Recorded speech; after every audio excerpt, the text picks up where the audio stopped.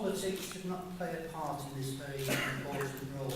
The Association of Chief Police Officers and the Police Federation, who represents rank and file police officers, believe that policing should remain politically independent, as it has been for the past 180 years.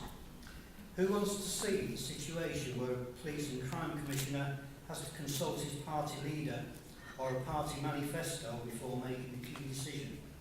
The role needs an independently minded person who is big and bold enough to be his own man and make his own decisions to benefit the interests of the wider community.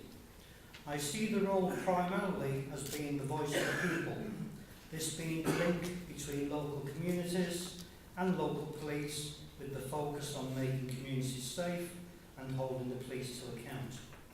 The focus on reducing crime, therefore, will be centred on individual wards in the town.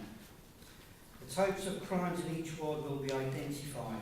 For example, wards near Aylesbury Town Centre, such as Aylesbury Central, Bedgrove, Gatehouse and Prebendal Estate in Cold Harbour, tend to suffer from antisocial behaviour linked to drink and drugs.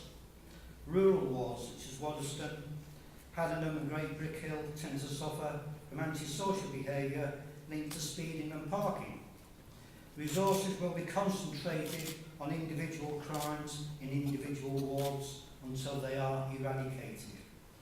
Attention will then be transferred to other types of crimes in each ward as they arise. Thus the process becomes perpetual. Voluntary groups in each ward, such as neighbourhood action groups, neighbourhood watch and neighbourhood forums, will hold regular meetings.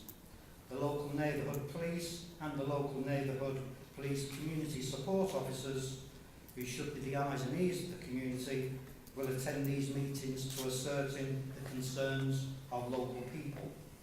Action will then be initiated by the local police to reduce the crimes reported to them at these meetings or by people in the community.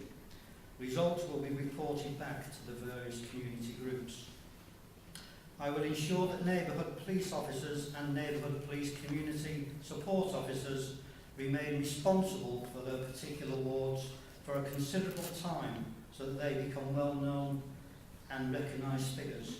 This will also ensure continuity.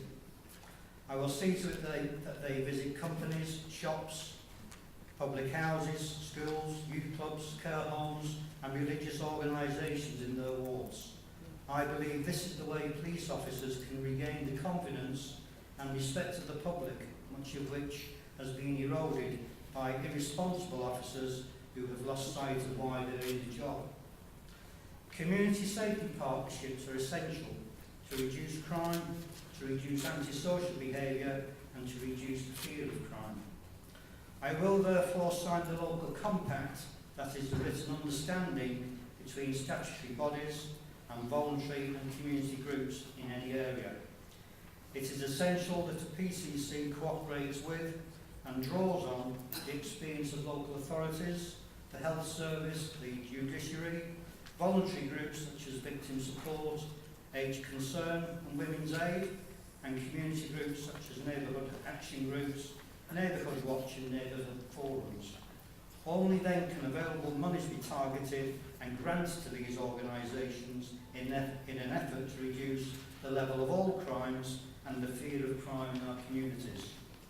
Available monies due to stringent government-enforced efficiency savings up to 2015 will be extremely tight and will have to be managed without damaging the interest of the public. A loss of 152 police officers in the Thames Valley by March 2015 is planned. If elected, I promise this reduction in police officers will not take place. There will be no reduction in the number of bodies on the beach. You have my work experience and vast experience of serving the community before you. Prime Minister David Cameron states being a police and crime commissioner is a big job for a big local figure. I believe I am that big local figure. Thank you.